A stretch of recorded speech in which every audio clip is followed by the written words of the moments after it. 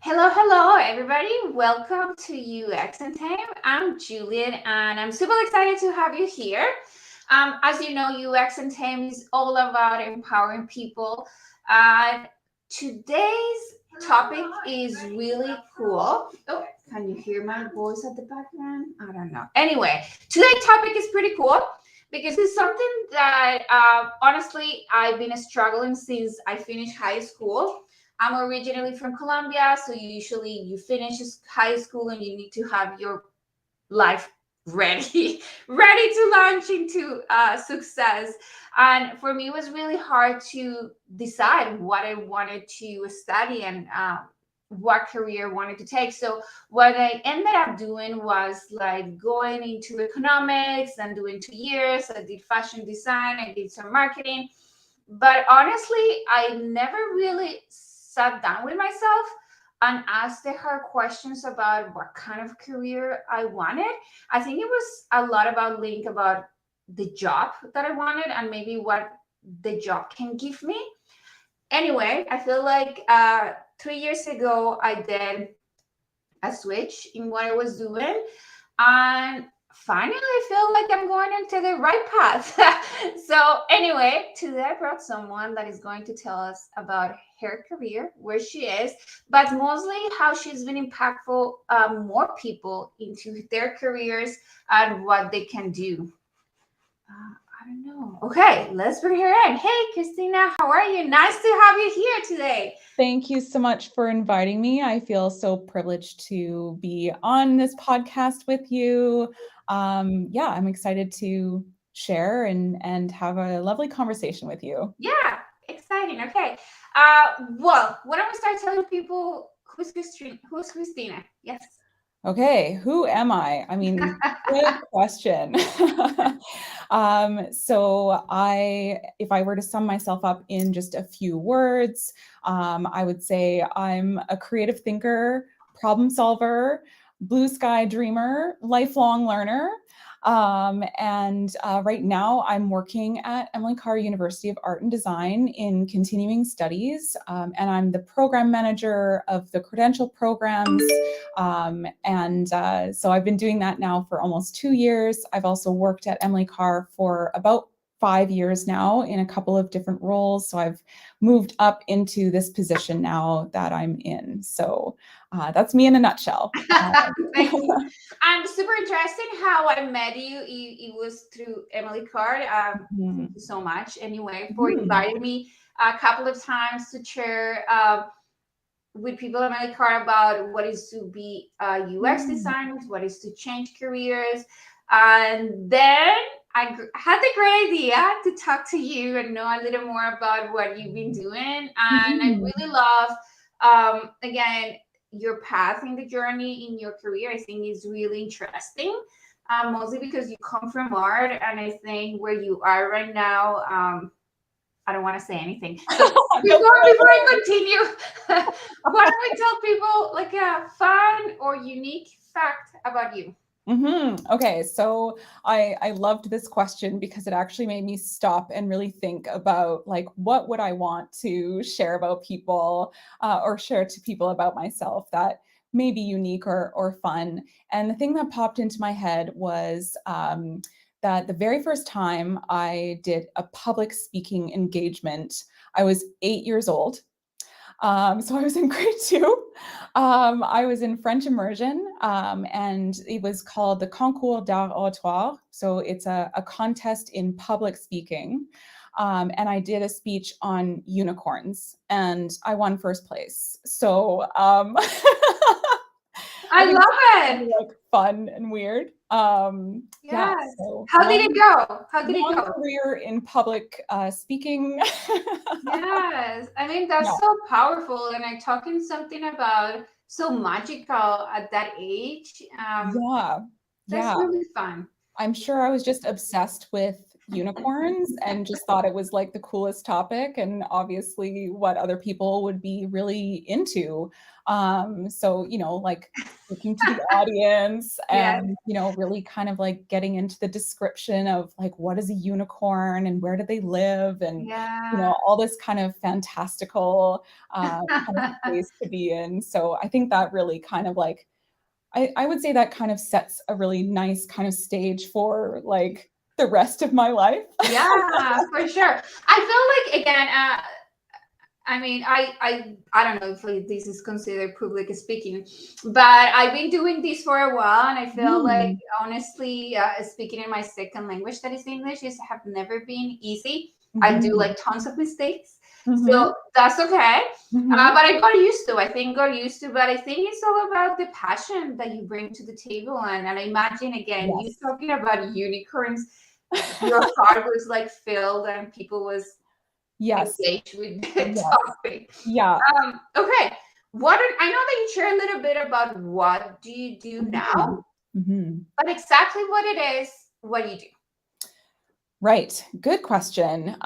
So my job as a program manager, I oversee essentially the adult programs in continuing studies. So we have also programming for youth and teens and community. So my focus is on adult learners. So basically anybody over the age of 18. And the areas are visual art, media, design, creative tech.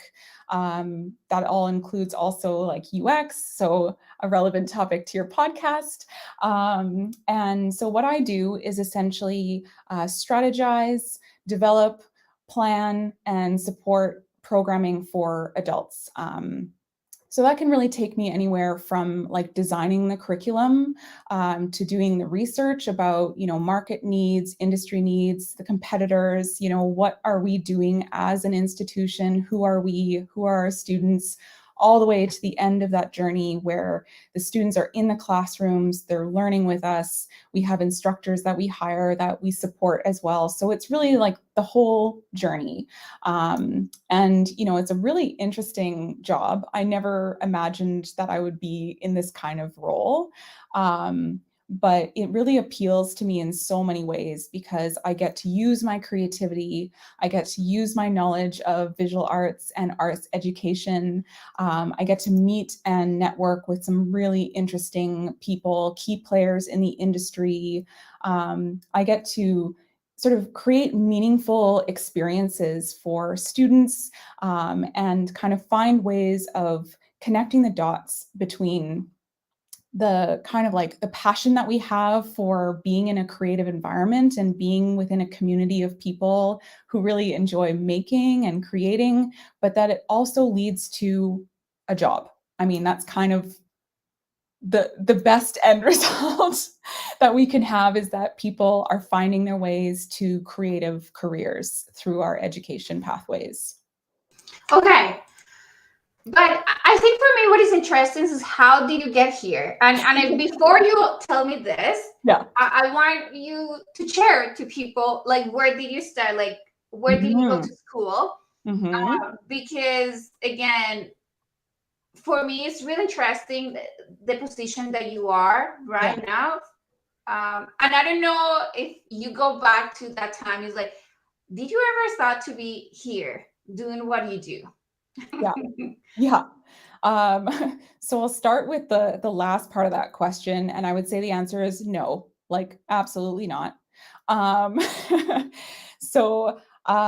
the story of like how I got here. So in terms of education, I have attended 7 different universities and colleges over a period of like 10 years, like not necessarily all consecutively, but like 10 years of public post-secondary education programming. So that's like Thompson Rivers University, Langara, Capilano, UBC, SFU, Emily Carr, York University now. Um, and it goes kind of like that, basically. And, through that pathway, I studied a lot of visual arts education. So it was like professional photography, it was printmaking, it was drawing, it was painting. I have like a Bachelor of Fine Arts in visual arts background. I have postgraduate certificates in printmaking. I have a master's in applied arts and a master's in comparative media arts. So at a certain point, I was kind of like, wait, am I just a professional student? Like, is this my career? And that totally appealed to me, I'll be honest. I was like, I could do this forever. And so, I do want to kind of put a bracket around that to say, like, I was really lucky to be able to take that kind of winding journey through creative education. Like, that's not something that everybody has the privilege or the ability to attend. So I'll put brackets around that for sure. And like, it was something where I didn't have any idea where I was going. The only thing I knew was that at that time, the only thing that I knew was that I really enjoyed learning. It kind of struck me originally in around like third or fourth year of my undergrad degree, where I took my very first kind of like critical theory course. And this course blew my mind because I was just like, wait, I don't know anything. Like, I don't understand where I fit into all of this. I don't know where we've come from. I don't know where we're going. There's so much that I don't know, and I'm almost at the end of this degree. And so that really kind of like shook me, I was like, wow, like, what does this mean? And so, I did spend some time outside of school for about 5 years after I finished that undergrad to think about, what did I want to do? I had a lot of strange jobs and things that I did to, pay the bills, and then eventually decided, what, I need to go back to school and do my master's. I really wanted to like dig into what it meant to be an artist and to be making. And I really liked this idea of becoming a teacher. Like, I wanted to become a post-secondary instructor or faculty member. And so that kind of led me in that direction, where I found I enjoyed teaching. I enjoyed sharing knowledge with others. I enjoyed that space of kind of like troubleshooting with people. Like, how do I make this thing? How do I express myself? How do I figure out who I am and what I'm trying to say? So that all led kind of in that direction. And then, more jobs that were kind of like a little bit all over the place, but ultimately always kind of coming back to this space of wanting to be in an environment where I felt like I could be myself, that I could be authentic, I could show up and bring my energy and bring my passion to the table and actually be able to use that to help others, to essentially express myself as well through the work that I was doing, whether or not that was like making artwork or making something else. That didn't really matter as much as like the space where I could do that work. I'm just going to pause there because. No,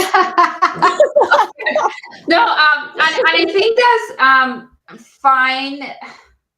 And I don't know. I think I'm going to talk a little bit about me. Mm-hmm. When I finished high school again, I went to economics because the idea was like, oh, you need a career that makes you money. That's like a career where you finish, you find a job, and this career or this job can take you to the next job, and a job that is more comfortable.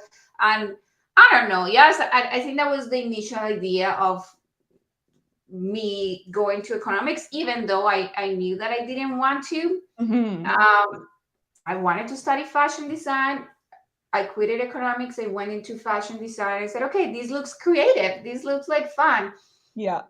But honestly, I never researched about anything, like what it is to be like a real fashion designer, instead of just like watching like runways and look at what the designers, how do you get there? No idea. How is the work environment? I don't know. And I think for you to be able to say, okay, let's put a pause, Mhm. Is go back to the job force, do all these jobs that in reality I feel like those jobs usually always help you to find where you stand and what are you looking Mhm. in life. And I feel, and for you to say, hey, no, I think I need to go back and have the power and said, okay, let's do it. I mean, it's so scary. It's so scary to go back and maybe not find what you were Yes. looking for. Yeah. Yes. Yeah. Oh, for sure. I mean, I think there's nothing that's scarier than pursuing a path and then kind of reaching the point where you're supposed to have an answer. Like you think that you're supposed to know what happens next. There's sort of like this imaginary path that is set up for us in life, right? Where it's just like, yeah, you do this and then you do this and then this thing happens and then everything's great. And for people who I would say like you and I, where we start on a path and we think we know where we're sort of going or we're aiming in a particular direction, but then that's not the thing. And then you readjust and you try something else, and that's not quite the thing either. It can feel like um, a real struggle. It is a real struggle. It both feels like it and it is. And I think that often it ends up in that space of kind of like panic, right? Where it's like, I just have to pick something and go there and do it. And I totally understand and respect that need and that choice and that journey for people. I was just too stubborn, I think, to do that. And like I'll be honest, like this has not been an easy journey for me either. Like, yes, I've had that privilege of being able to explore this kind of space of creativity and creative people. But that also means that I have to hustle hard. Like when I was coming out of school, it was like, okay, I need to just find a job. And so it's like barista, server, working in an office. Didn't really matter what kind of office, just need to like get some experience and make some money and pay the bills. And then on the side, you're like, okay, I need to keep some energy, some space for myself to keep making, keep trying, keep looking.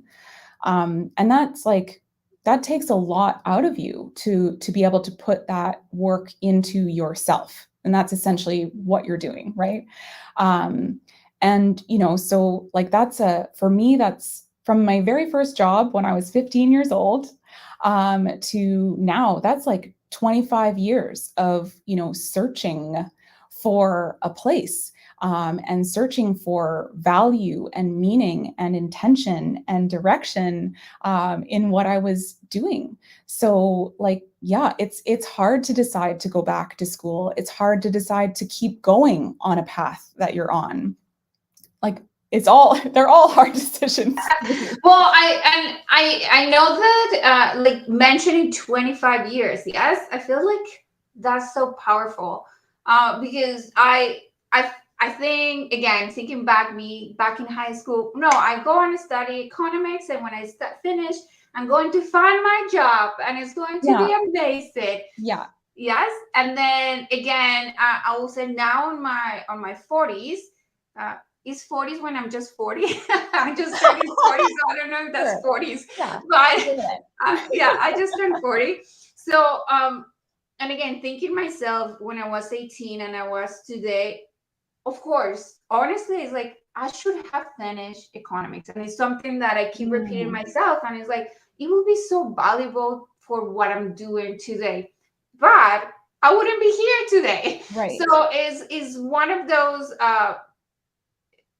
It is what it is. Yes, like the Hmm. decisions that I took is what I am today, Hmm. and it's been taking me, like you said, like 20 plus years to figure Hmm. out. Is this the right space?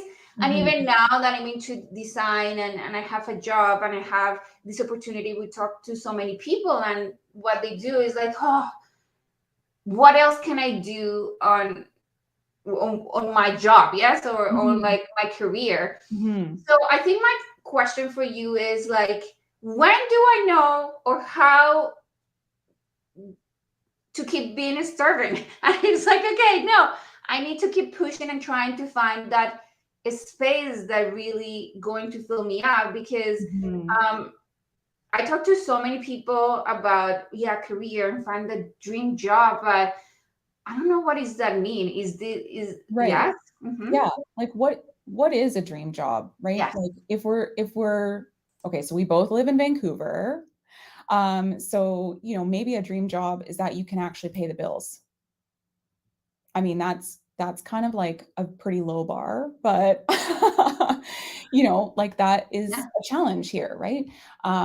Maybe a dream job is that you get to work with people that you really get along with, and there's like a really nice kind of culture fit, right? Like you feel like when you go to work, you're not feeling really like you're working, but that you're kind of working together, right? Like you're getting to make something or creating something together, whatever that might be. Maybe a dream job is that you get to travel a lot. Maybe a dream job is that you only have to work 3 days a week. So I think this is where, unfortunately or fortunately, however you want to look at it, this is where practicality and reality kind of like collide with our dreams, right? So I'll use myself as an example. So at a certain point, I had gone to school to earn my master's, and the goal there was really to like be an artist, like with a capital A, whatever that means. So I really wanted to kind of understand what I was making, understand the reasons and the intention, and like really have like a strong sense of who I was through my artwork, through that practice. And that was really fulfilling, as a journey, as like an experience that I got to have. But ultimately, it gets to the point where it's like, okay, so it's really hard to find work.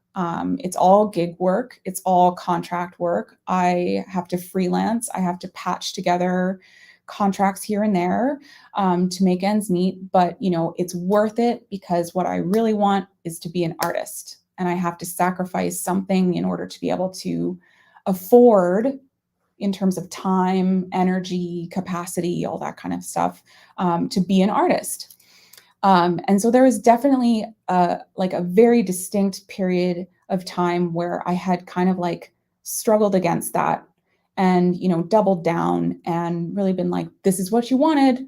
Like, this is what you went to school for, at that point, I guess, like 8 years, um, to accomplish. So you're here. You got to kind of like stick with it. And then, after a certain period of time, I was just like, okay, well, I'm kind of tired of that struggle. I don't know that this is any longer what is truly fulfilling for me. It can be a very lonely experience. Making artwork, is just kind of like it can be a very individualistic, kind of egocentric experience. And, I wanted to connect with people. And ultimately, like when I really asked myself, like, why are you making art? Like, what is your purpose in making artwork? And, at the core of it, it was like I wanted to connect with people. I wanted to make something that created an experience for another person, that created a reaction in another person. And I was like, okay, so if that's the real core value, I can do that in other ways too. And maybe it doesn't look like making a drawing or making a painting or building a thing, but it can look like helping somebody else find their way through their journeys. It can be creating a course, it can be leading a workshop, it could be setting up some kind of a civic event. I don't know. I did a lot of strange jobs. So there's like a lot of opportunities to kind of like create these types of experiences where it wasn't about like, look at me and what I'm making, but here is an experience that you can have. And like, what does that feel like for you? And what do you get out of that as a person outside of myself? So it starts to kind of offer these opportunities for you to really question why. What is your intention? what is it that really creates meaning for you and creates value for you? And I think that's the core, and it's hard to get there, right? There's some like harsh realities that you have to contend with, right? Where this like vision I had of myself as an artist, you know, living in New York in like this beautiful apartment with like high ceilings and wooden floors and brick walls, and it would be just this lovely thing. And, you know, that doesn't manifest, but it doesn't have to be like a failure. I don't have to look at that and say, I didn't do what I wanted to do, or I didn't become the person I wanted to become.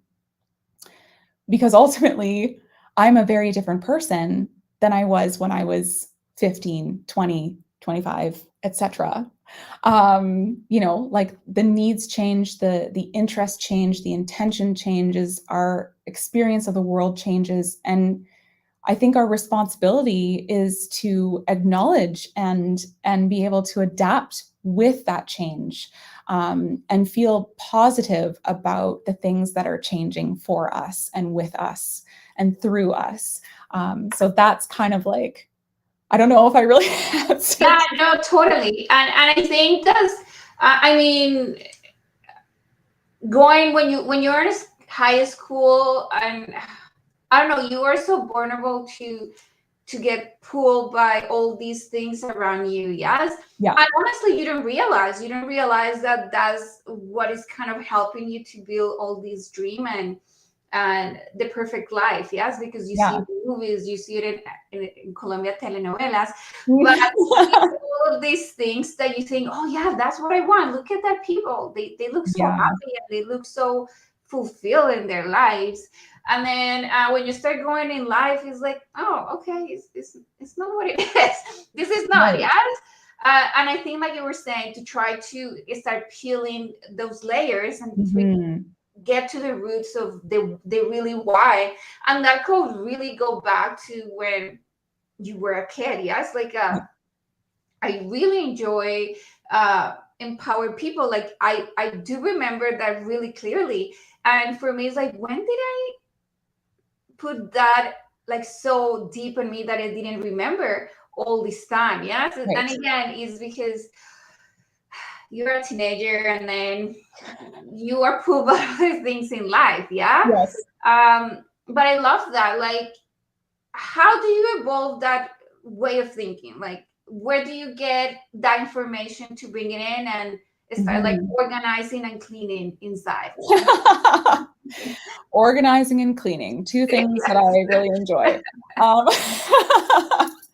no, I think that's such an interesting question, because I don't know that there is like a particular moment where it kind of like you're just like, aha, I got it, you know? I think it is hard work to continuously ask yourself questions.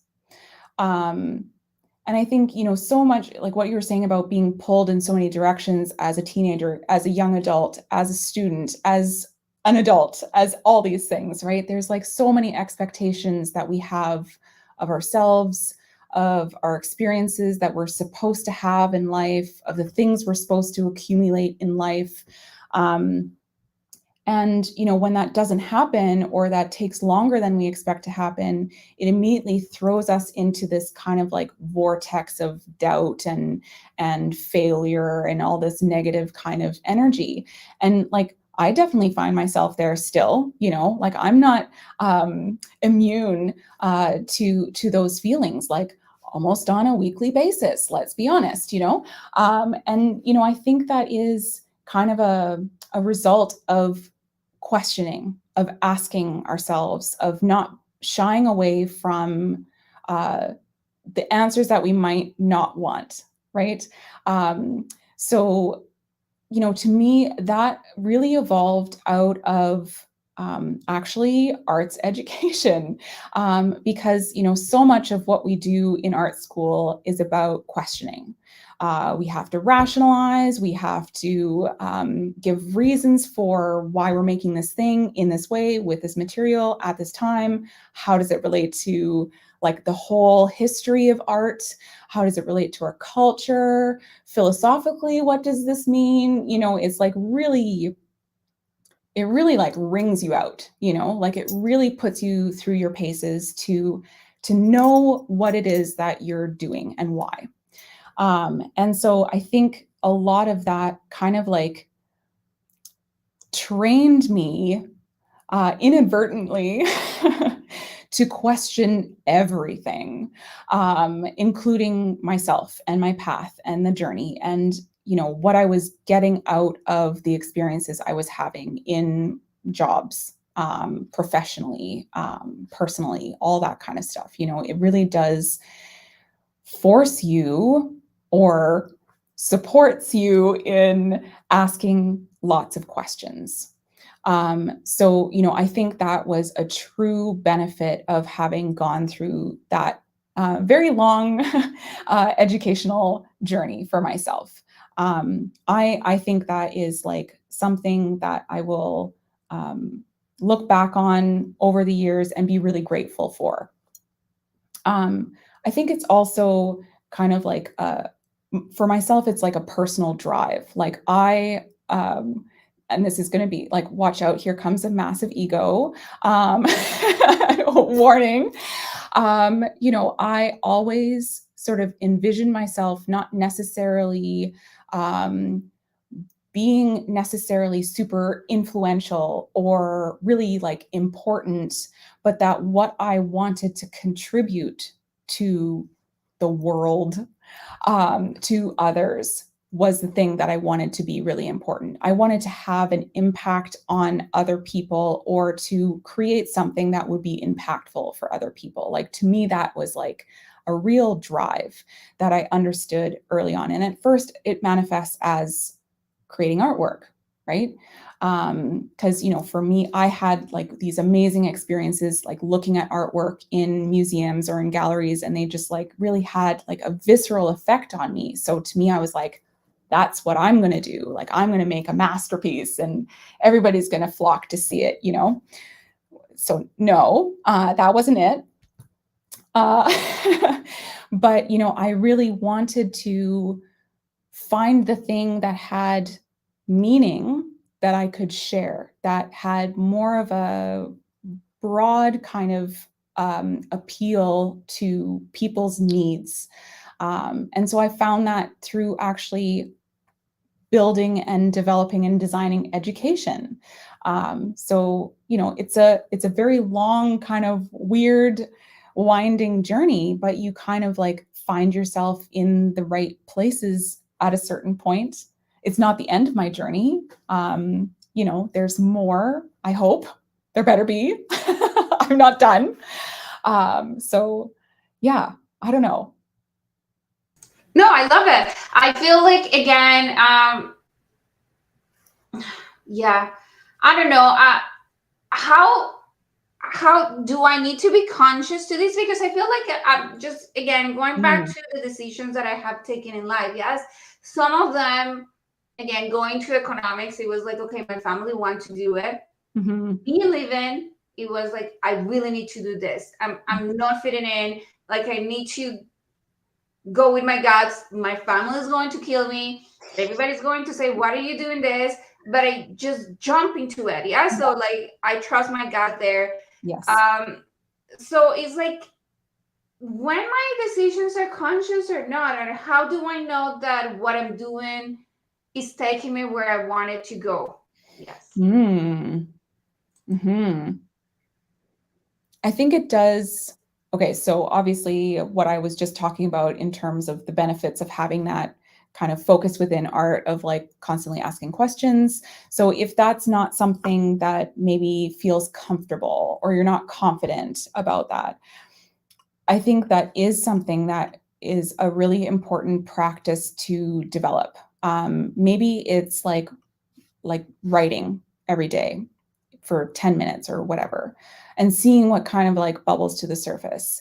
Maybe it's like if you're listening to a podcast and somebody said something that particularly like strikes a chord with you, to like make a note of it. It's kind of like a, or you're working on a project and you're like, that was really fun. Like, I really enjoyed that. Or you meet a person and you're working with them and you enjoy that kind of like working relationship or that rapport that you built with a person. Whatever it is, like whatever the experiences are that you're accumulating in your life, I think it's important to make note of what is having an effect on you. I mean, that can also be like negative, because it's just as important to say, this is not working for me. Like, I do not want to pursue this, or like, this doesn't make me feel good about myself.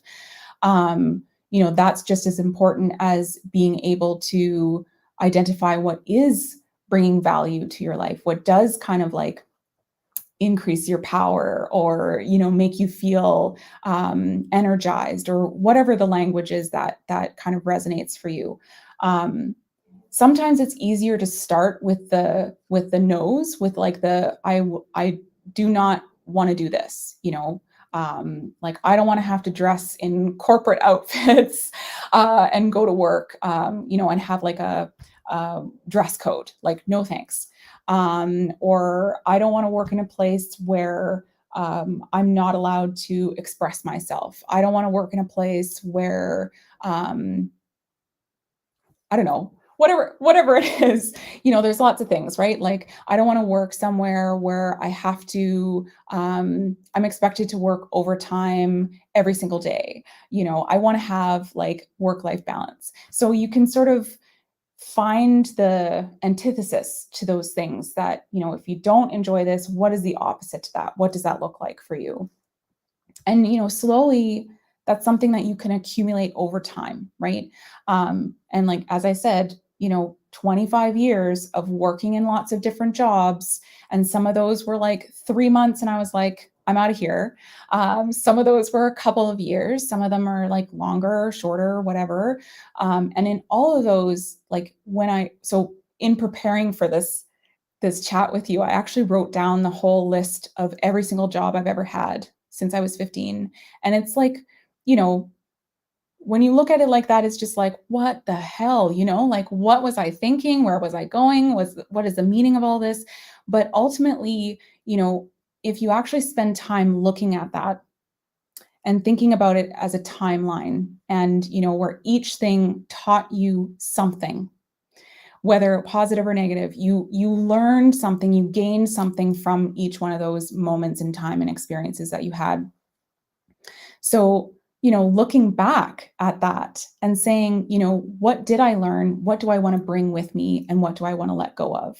And it can help you kind of find your way and find a direction, find the common threads that are going to kind of pull you in a particular direction, So I think it does have to be a conscious kind of effort, like, it's not something I think it's rare for somebody to have like a job fall out of the sky and just be like, oh yeah, perfect. This is exactly what I want. It works for me. I don't have to think about it, one and done kind of thing. Like, jealous, but also like, doesn't fit my personality whatsoever.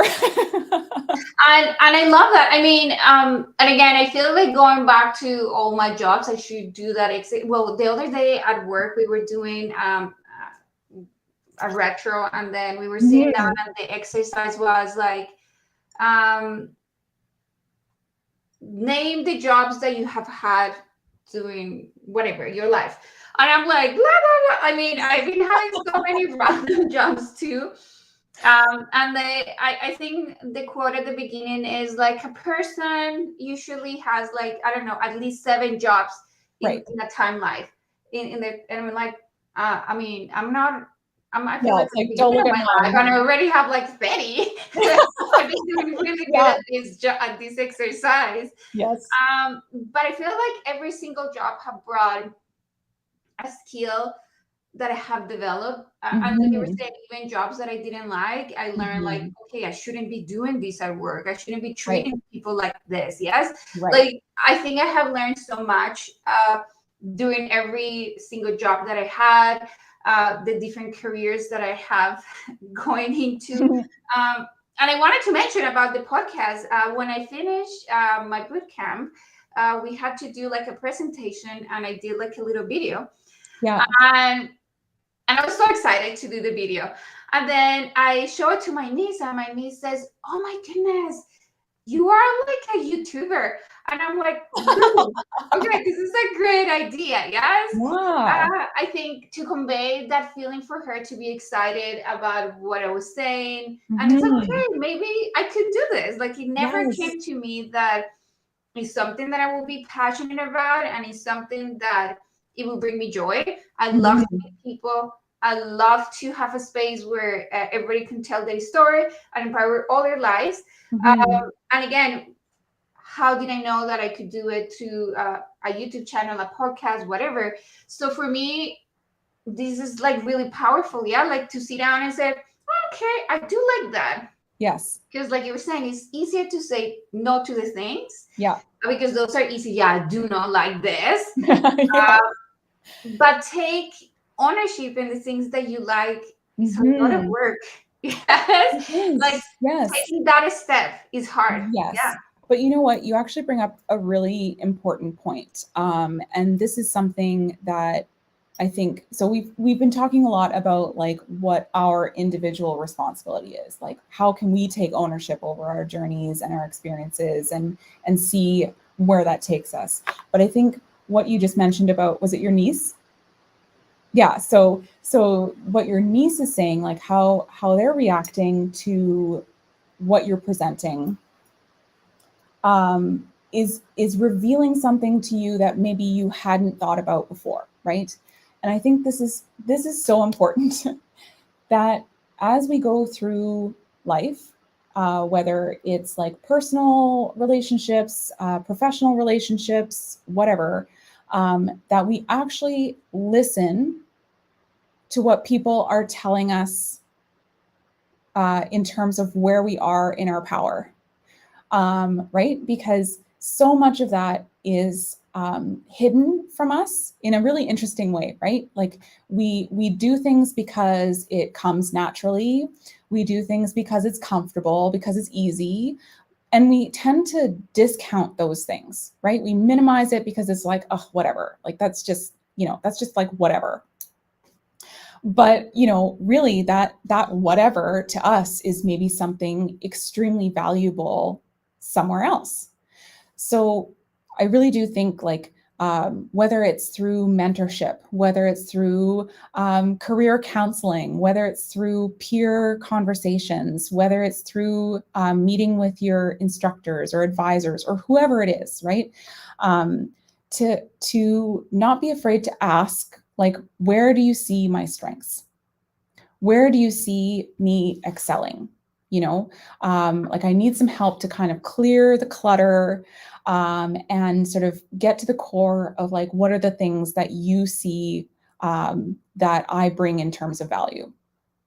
And like there's so many different ways to discover that. There's like personality tests and all this kind of stuff, and that's great, but that only tells us a certain level, a certain layer. But when people know us directly, when they understand who we are, they see us in like the real world, even if that's in the classroom, like they see us in action essentially.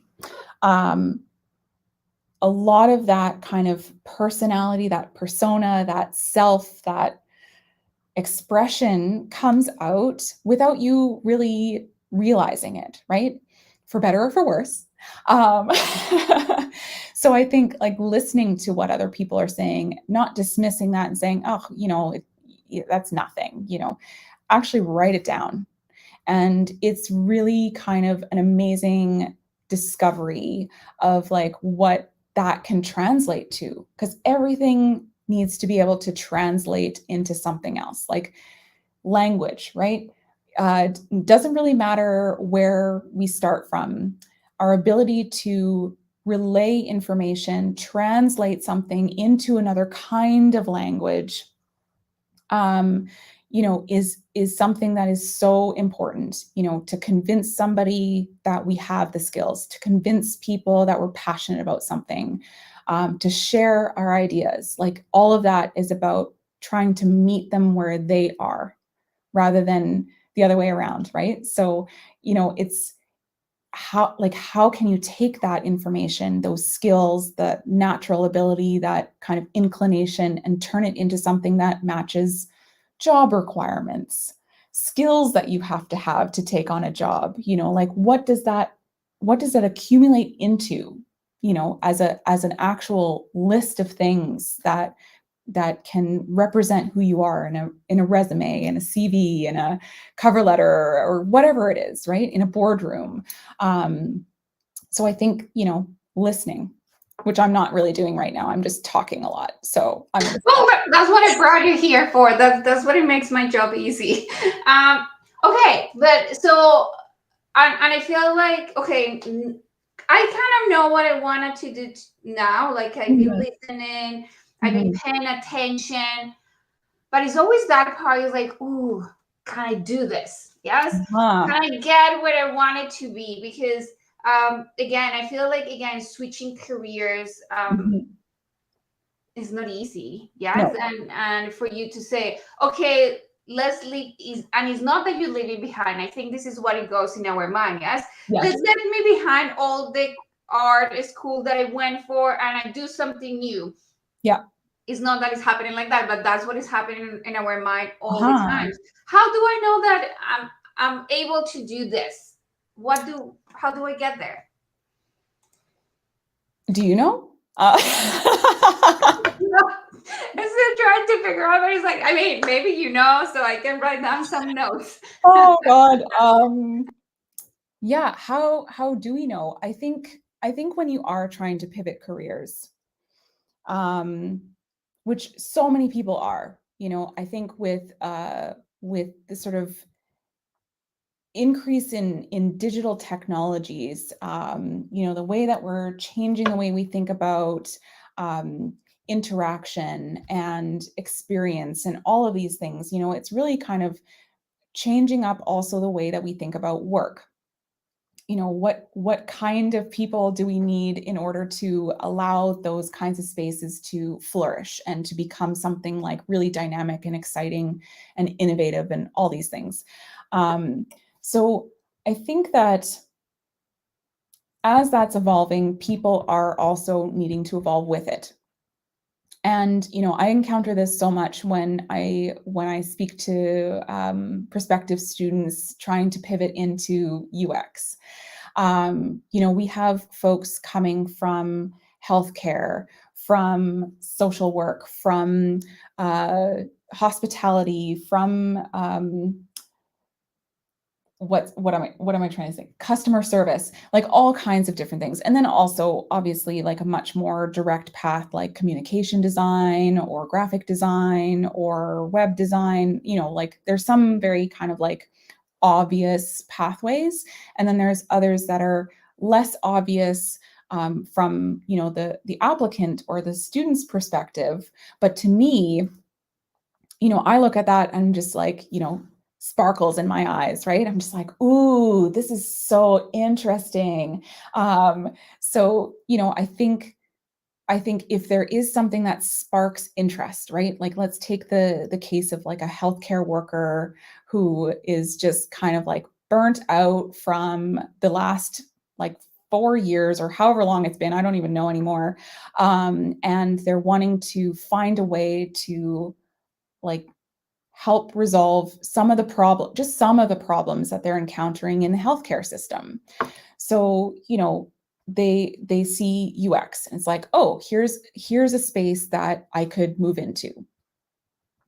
But I don't have any experience, but I don't have any prior knowledge, but I don't really know if I belong here. And it's like, yes, absolutely you do.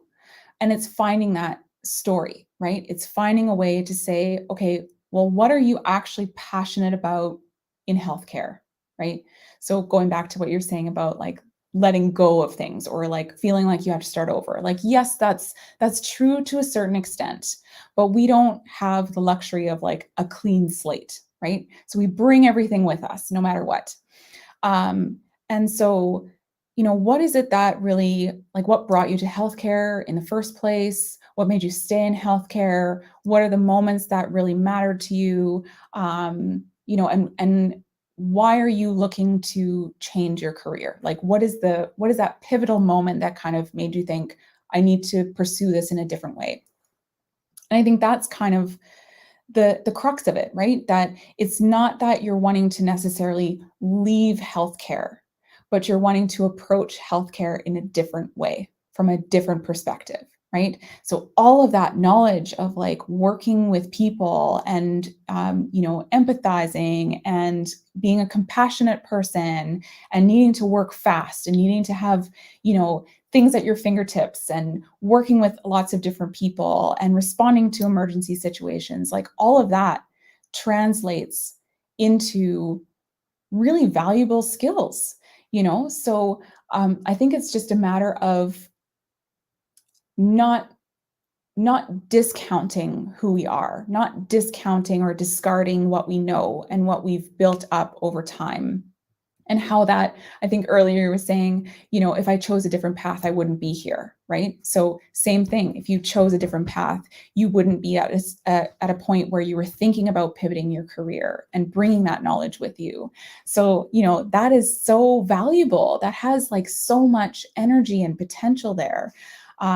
So I would say, go attend like public lectures or presentations, listen to TED Talks, I don't know, podcasts, whatever it is that you want to kind of like engage with, and like hear what people are saying. And if it sparks any kind of resonance, if it feels like I'm interested in that, then it's worth pursuing. Yeah. Yes, I feel like I feel like that finish point is like this idea didn't come in you because yes, it's not like boom, they just Right. appear. Yeah. You be building this little plan inside of you for a while. You just didn't know what type of plan it was. Right. And Or then where to put boom, it, right? Like, yes. yeah. Yeah, like you just exactly you just keep putting it on the side. And again, and I think for me, like I work and retail for almost 10 years, Mhm. and like I knew what I like it. Yes, I do love to work with people. I love Mhm. when they come to work and they're happy, even if it's Mhm. retail and even if it's Christmas time and they have to deal with customers, they were happy to be there because we created a space where they feel joyful, empowered, Mhm. and they're learning. And I didn't put the things together, yes, but then as you keep growing and then you, like you were saying, connected with different experience, and I start like, okay, maybe I should ask more questions about Mhm. these feelings that I'm having. And then I think it was around 2017 that I did like a online what is your future career, whatever Yeah. questionnaire, and Yeah. it ended up being in UX. Then and at that point I didn't take the lead because I was comfortable. Mhm. Mhm. And it's like, why to do it now? I don't think that this is a thing. And there we are here now talking about uh, what this career have done to me to so much. Yes, like Mhm. even Mhm. not just about the job that I have as a UX designer, but all these other initiatives that I have on the side because of the job. It's like, Yeah. okay, if I can switch careers, I think I can do these other things. Yes. Yeah. Um, okay. Yeah. So what I like about your job a lot is that you find those gaps in like, okay, I think this is going to be a thing. And I Mhm. think we should have people for this.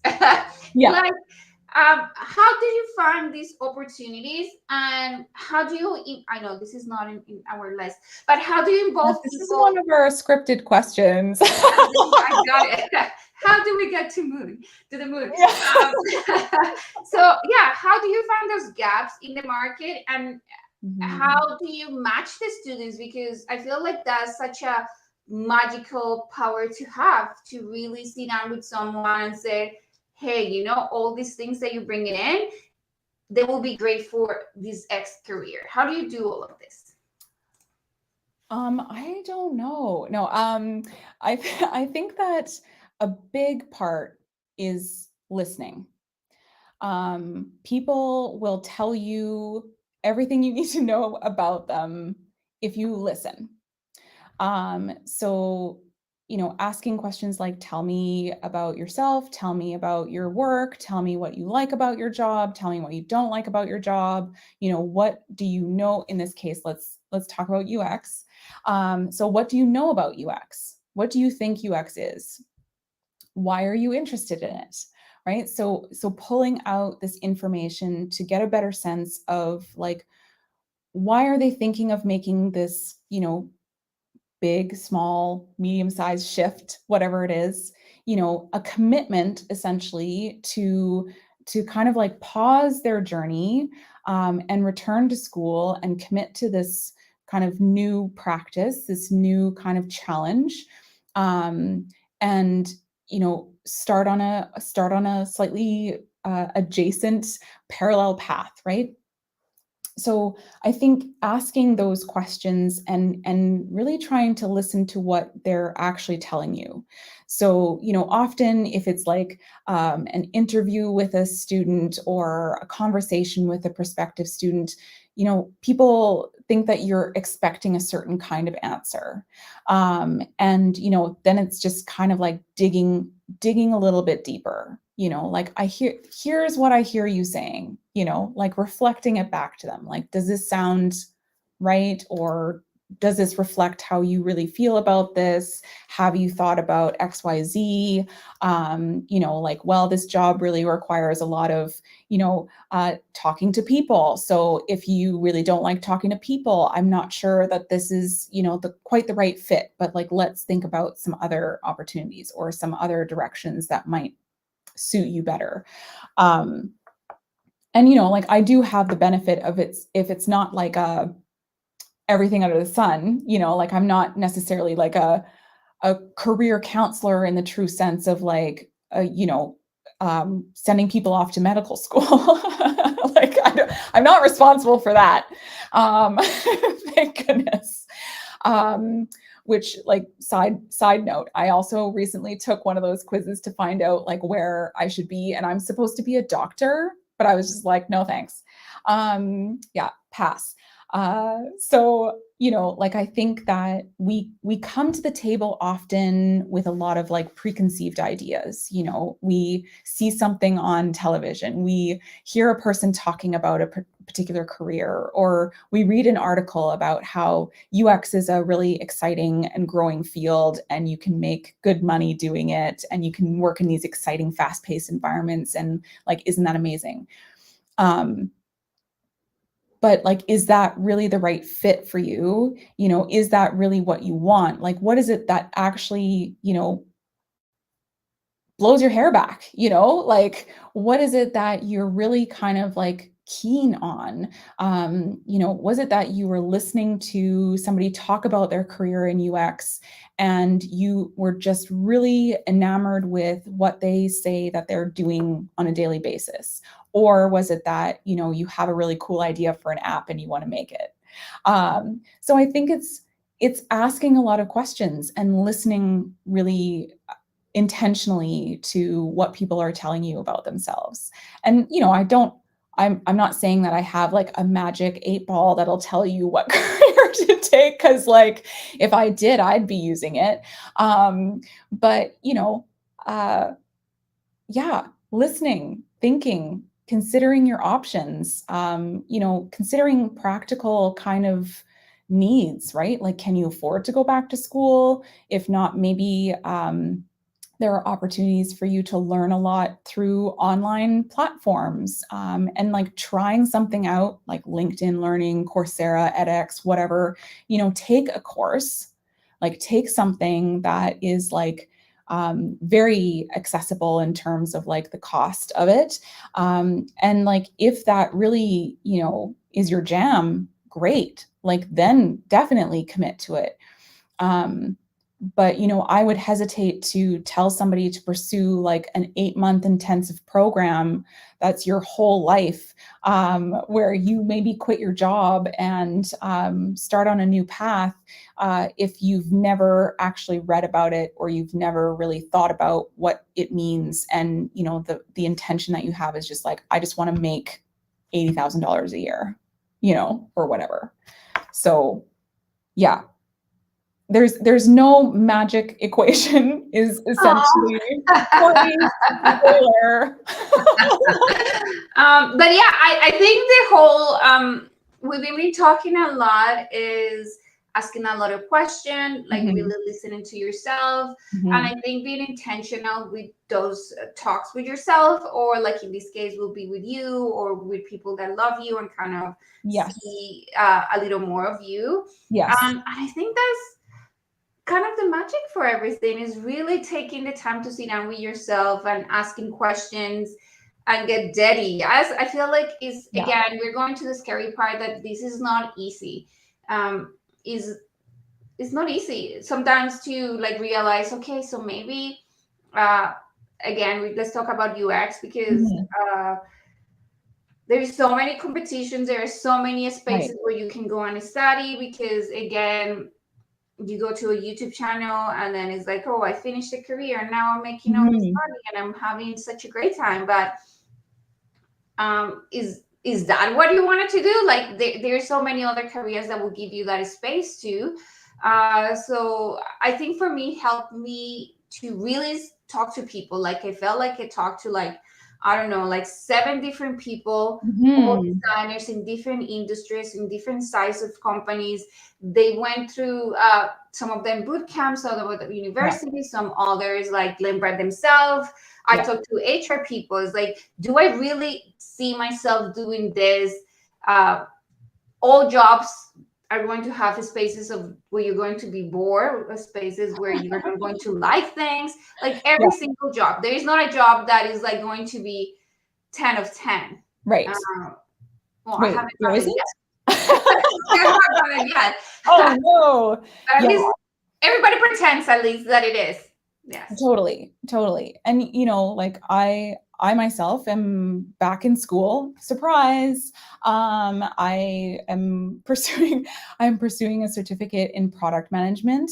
And I came to that because, a lot of the work that I have been doing over the past couple years has kind of created an opportunity for me to have a mindset shift. And because I'm also just kind of like addicted to learning, I saw it as an opportunity for me to also learn more about what that meant and what that looks like as an evolving kind of space and job and everything else. And so, for me, like I'm lucky enough to be able to go back and like do some school while I'm also keeping my job. I'm taking a course that's online, virtual, because that suits my learning style. But also I have at least 3 people that I would consider mentors. I have a really supportive boss that cares about my journey and cares about where I can excel and find meaning. And I also have friends who care about where I am in my life and where I'm going in my life. Like all of the I have a counselor that I talk to. Like I talk to a lot of people about my own journey, because I think if I'm not in a place where I feel good about what I'm doing, I also can't share that kind of positive reflection back to others. So then I would be kind of terrible at my job right now, right? Like I would not be offering my best self to people who are on their own journey looking for value and meaning in their life, right? So I think it is hard work. You have to like figure out what it is that you want, and it's not always going to look the way that you expect it to, but that is okay. I constantly have to say to myself, okay, like you are here because of choices that you made. It's like a little bit of self-talk. It's like you made these choices. This is where you are now. You're just going to have to deal with that. But like, what are the things that you have at the core of yourself that have led here that you still believe in, that you still hold space and value for? Because if those are still being met, but the thing is that outwardly you feel like you don't have the same life that you were expecting to, or you don't have the same life as that person over there. Come back to yourself, right? Like the only person that you can really have any control over is yourself. So are you on a journey that makes you happy? Are you moving in a direction that feels like the right direction for you? Not for somebody else, but for you. And I think that kind of helps clear away a lot of the noise of, living in the city and what success means and what it looks like and how it manifests and how quickly you get it and everything else, like it's a personal journey, and that has to be really at the core of it, that what you're doing matters for where you want to be or who you want to be. Love that. Yes. I mean, I think we ended up filling all those questions that we have there. So this is perfect. Kristina, thank you so much. I have so much fun, and I'm glad that I brought you in. I'm glad that you invited me. Yes, definitely. And for everybody who's listening or watching us, if you enjoy conversations like we had with Kristina today, make sure that you subscribe and you follow so you don't miss out anything. And again, thank you so much. This was great. I hope that you have so much fun. I had lots of fun. I hope it was helpful for somebody. And, thank you so much for hosting these podcasts. I think that they're so great and you're doing an amazing job. Thank you. Okay, bye. Okay, bye.